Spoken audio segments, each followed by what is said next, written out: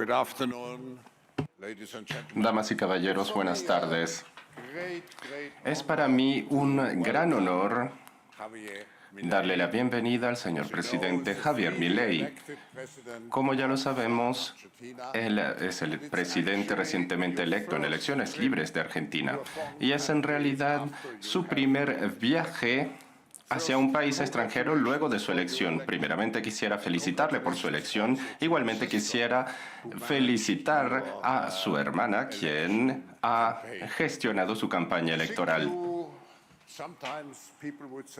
A veces la gente podrá quizás tener una visión un poco más radical de usted. Sin embargo, usted ha influido y le ha dado un nuevo espíritu a Argentina, haciendo que Argentina se conecte mucho más con las empresas libres, actividades empresariales, y también usted ha traído a Argentina de vuelta al Estado de Derecho. Así que tenemos a distintas personalidades y a una persona interesante que escuchar. Le vamos a escuchar luego de darle una cordial bienvenida al Foro Económico Mundial.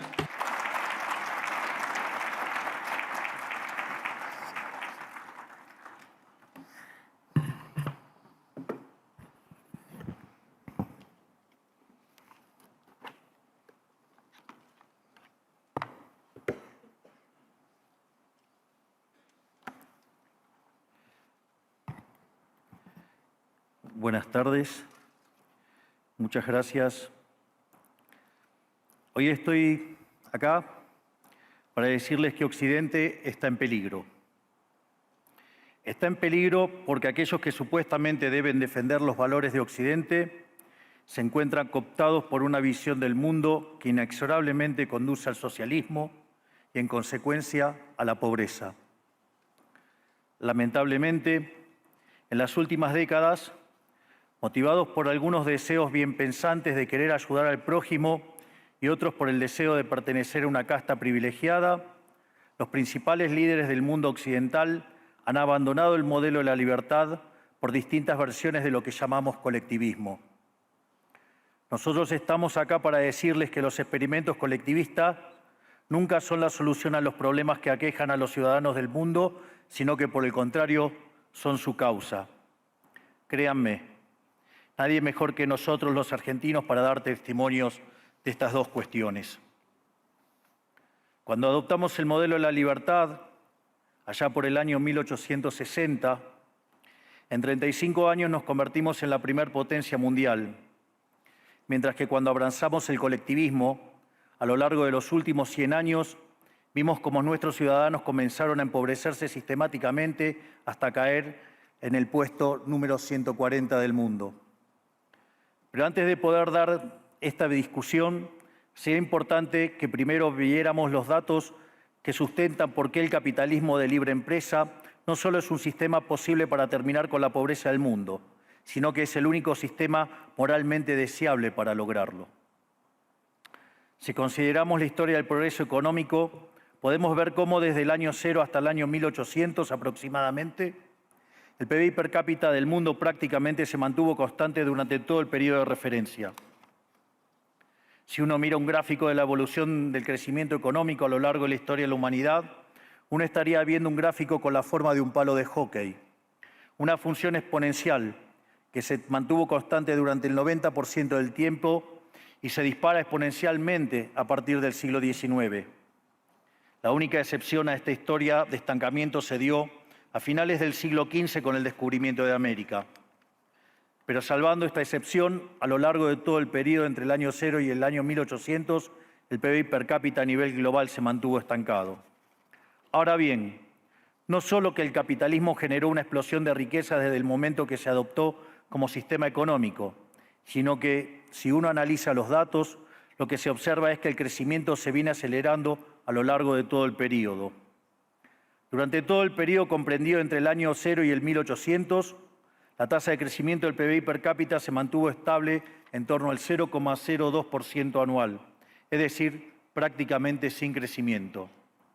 A partir del siglo XIX, con la Revolución Industrial, la tasa de crecimiento pasa al 0,66%, A ese ritmo, para duplicar el PBI per cápita, se necesitarían crecer durante 107 años. Ahora bien, si observamos el periodo entre 1900 y 1950, la tasa de crecimiento se acelera al 1,36% anual. Ya no necesitamos 107 años para duplicar el PBI per cápita, sino 66. Y si tomamos el periodo comprendido entre 1950 y el año 2000, vemos que la tasa de crecimiento fue de 2,1% anual, lo que derivaría en que en solo 33 años podríamos duplicar el PBI per cápita del mundo. Esta tendencia, lejos de detenerse, se mantiene viva aún hoy. Si tomamos el periodo entre el año 2000 y el 2023, la tasa de crecimiento volvió a acelerar el 3% anual, lo que implica que podríamos duplicar nuestro PBI per cápita en el mundo en tan solo 23 años. Ahora bien, cuando se estudia el PBI per cápita desde el año 1800 al día de hoy, lo que se observa es que luego de la revolución industrial, el PBI per cápita mundial se multiplicó por más de 15 veces, generando una explosión de riqueza que sacó de la pobreza al 90% de la población mundial. No debemos olvidar nunca que para el año 1800, cerca del 95% de la población mundial vivía en la pobreza más extrema, mientras que ese número cayó al 5% para el año 2020, previo a la pandemia. La conclusión es obvia. Lejos de ser la causa de nuestros problemas, el capitalismo de libre empresa como sistema económico es la única herramienta que tenemos para terminar con el hambre, la pobreza y la indigencia a lo largo y a lo ancho de todo el planeta. La evidencia empírica es incuestionable. Por eso, como no cabe duda de que el capitalismo de libre mercado es superior en términos productivos, la doxa de izquierda ha atacado al capitalismo por sus cuestiones de moralidad, por ser, según ellos, dicen sus detractores, que es injusto.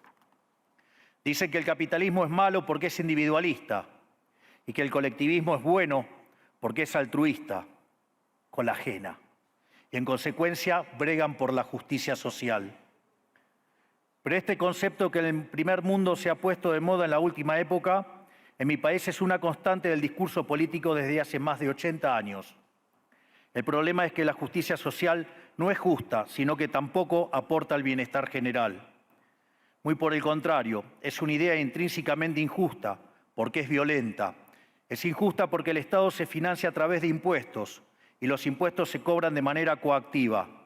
¿O acaso alguno de nosotros puede decir que paga los impuestos de manera voluntaria?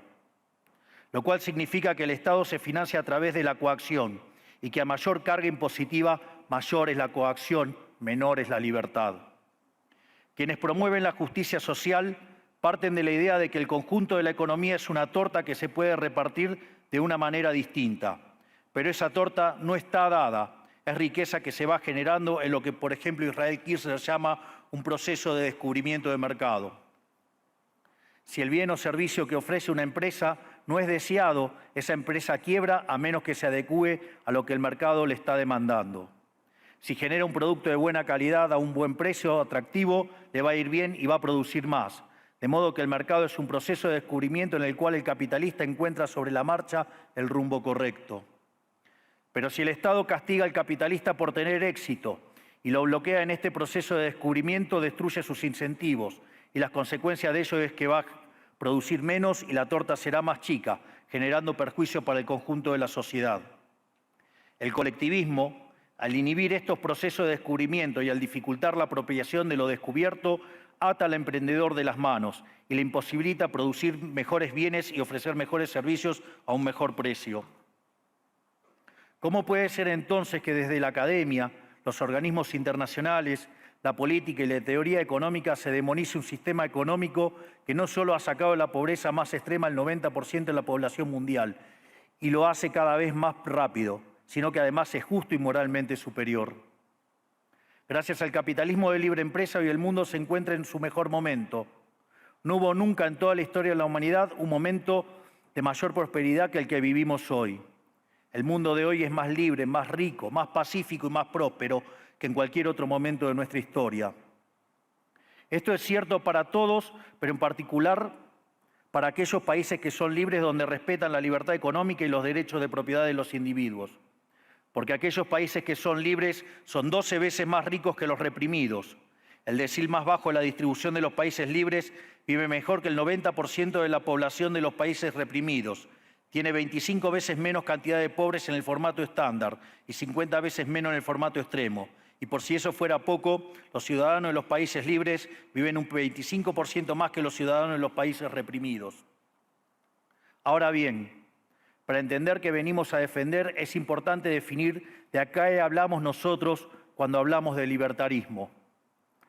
Para definirlo, retomo las palabras del máximo prócer de las ideas de la libertad de Argentina, el profesor Alberto Venegas Lynch, dijo que dice: el libertarismo es el respeto irrestricto del proyecto de vida del prójimo, basado en el principio de no agresión y en defensa del derecho a la vida, a la libertad y a la propiedad, cuyas instituciones fundamentales son la propiedad privada, los mercados libres de intervención estatal, la libre competencia, la división del trabajo y la cooperación social, donde solo se puede ser exitoso sirviendo al prójimo con bienes de mejor calidad a un mejor precio. Dicho de otro modo, el capitalista, el empresario exitoso, es un benefactor social que, lejos de apropiarse de la riqueza ajena, contribuye al bienestar general. En definitiva, un empresario exitoso es un héroe.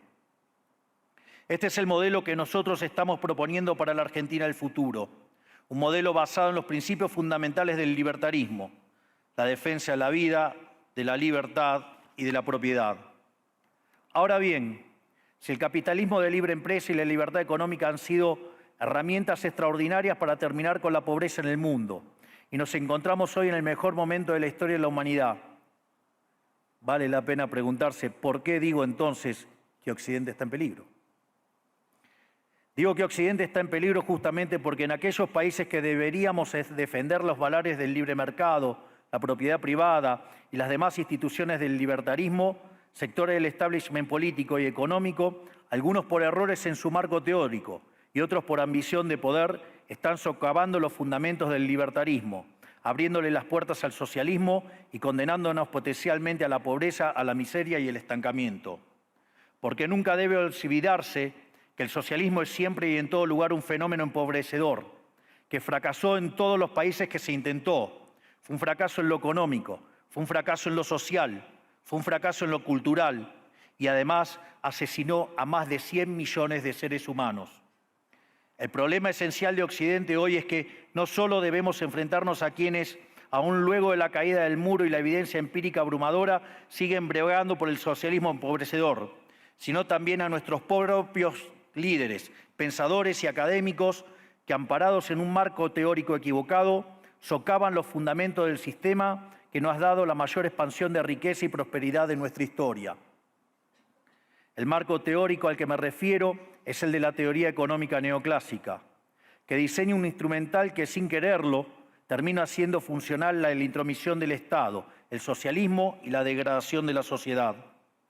El problema de los neoclásicos es que, como el modelo del que se enamoraron no mapea contra la realidad, atribuyen el error al supuesto fallo del mercado, en vez de revisar las premisas de su modelo.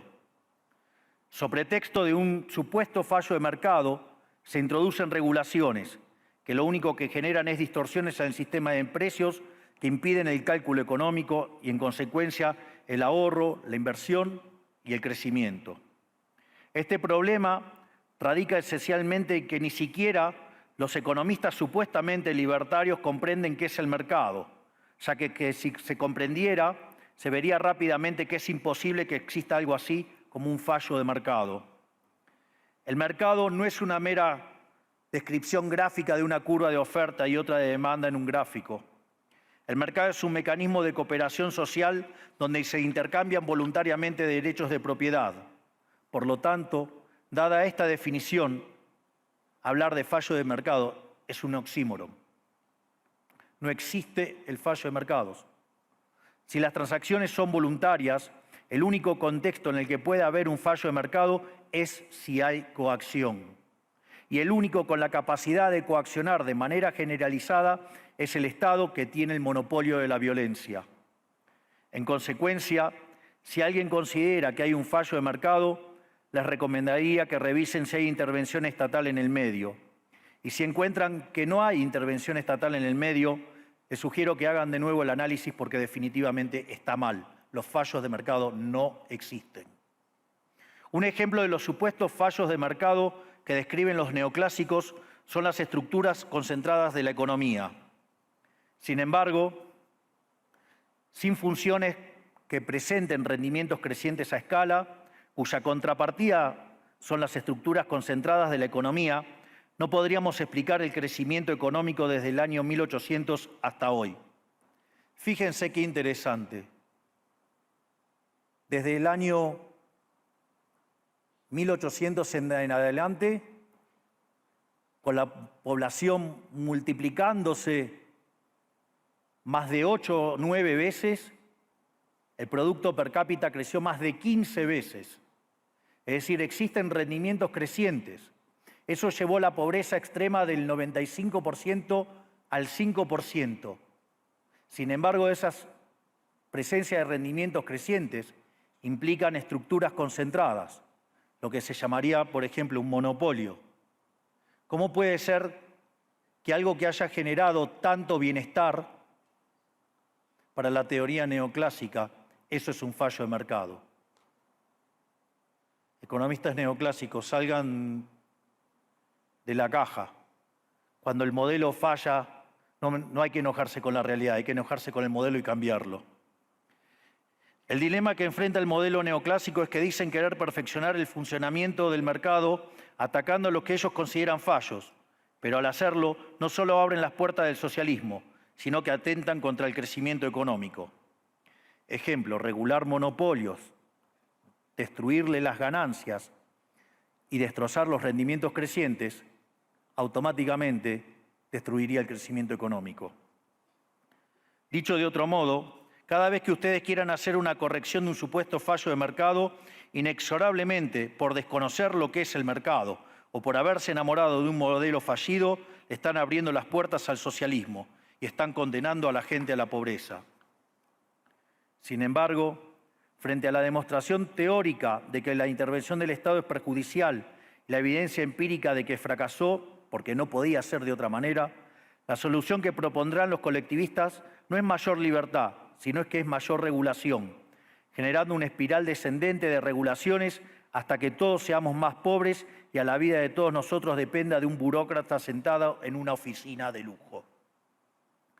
Dado el estrepitoso fracaso de los modelos colectivistas y los innegables avances del mundo libre, los socialistas se vieron forzados a cambiar su agenda. Dejaron atrás la lucha de clases basada en el sistema económico para reemplazarla por otros supuestos conflictos sociales igual de nocivos para la vida en comunidad y para el crecimiento económico. La primera de estas nuevas batallas fue la pelea ridícula y antinatural entre el hombre y la mujer. El libertarismo ya establece la igualdad entre los sexos. La piedra fundacional de nuestro credo dice que todos los hombres somos creados iguales, que todos tenemos los mismos derechos inalienables otorgados por el Creador, entre los que se encuentran la vida, la libertad y la propiedad. En lo único que devino esta agenda del feminismo radical es en mayor intervención del Estado para entorpecer el proceso económico, darle trabajo a burócratas que no le aportaron nada a la sociedad, sea en formato de ministerios de la mujer o organismos internacionales dedicados a promover esta agenda. Otro de los conflictos que los socialistas plantean es del hombre contra la naturaleza.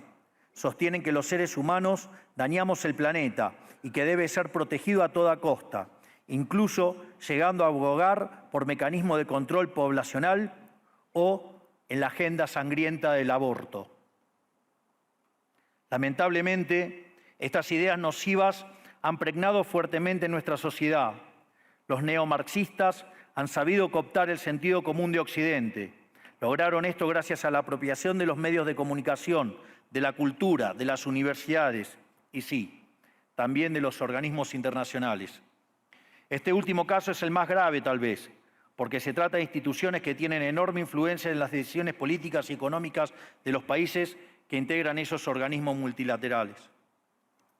Por suerte, somos cada vez más los que nos atrevemos a levantar la voz, porque vemos que si no combatimos frontalmente estas ideas, el único destino posible es que cada vez vamos a tener más Estado, más regulación, más socialismo, más pobreza, menos libertad y, en consecuencia, peor nivel de vida. Occidente, lamentablemente, ya comenzó a transitar este camino.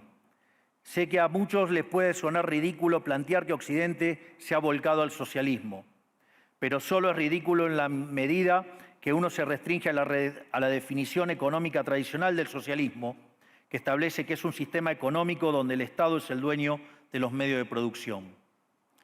Esta definición debería ser, desde mi punto de vista, actualizada a las circunstancias presentes. Hoy los Estados no necesitan controlar directamente los medios de producción para controlar cada aspecto de la vida de los individuos. Con herramientas como la emisión monetaria, el endeudamiento, los subsidios, el control de la tasa de interés, los controles de precios y las regulaciones para corregir los supuestos fallos de mercado, pueden controlar los destinos de millones de seres humanos. Así es como llegamos al punto en el que, con distintos nombres o formas, buenas partes de las ofertas políticas generalmente aceptadas en la mayoría de los países de Occidente son variantes colectivistas. Ya sea que se declamen abiertamente comunistas, fascistas, nazis, socialistas, socialdemócratas, nacionalsocialistas, demócratas cristianos, keynesianos, neokeynesianos, progresistas, populistas, nacionalistas o globalistas. En el fondo, no hay diferencias sustantivas. Todos sostienen que el Estado debe dirigir todos los aspectos de la vida de los individuos. Todas definen un modelo contrario al que llevó a la humanidad al progreso más espectacular de su historia. Nosotros venimos hoy aquí a invitar a los demás países de Occidente a que retomemos el camino de la prosperidad. La libertad económica, el gobierno limitado y el respeto irrestricto de la propiedad privada son elementos esenciales para el crecimiento económico. Este fenómeno de empobrecimiento que produce el colectivismo no es una fantasía, ni tampoco fatalismo. Es una realidad que los argentinos conocemos muy bien desde hace por lo menos 100 años. Porque ya lo vivimos, ya pasamos por esto, porque como dije antes, desde que decidimos abandonar el modelo de la libertad que nos había hecho ricos, estamos atrapados en una espiral descendente en donde cada día somos más pobres. Esto es, ya lo vivimos nosotros y estamos acá para alertarlos acerca de lo que puede pasar si los países de Occidente, que se hicieron ricos con el modelo de la libertad, continúan por este camino de servidumbre. El caso argentino es la demostración empírica de que no importa cuán rico seas, cuántos recursos naturales tengas, no importa cuán capacitada esté la población, ni cuán educada sea, ni cuántos lingotes de oro haya en las arcas del Banco Central.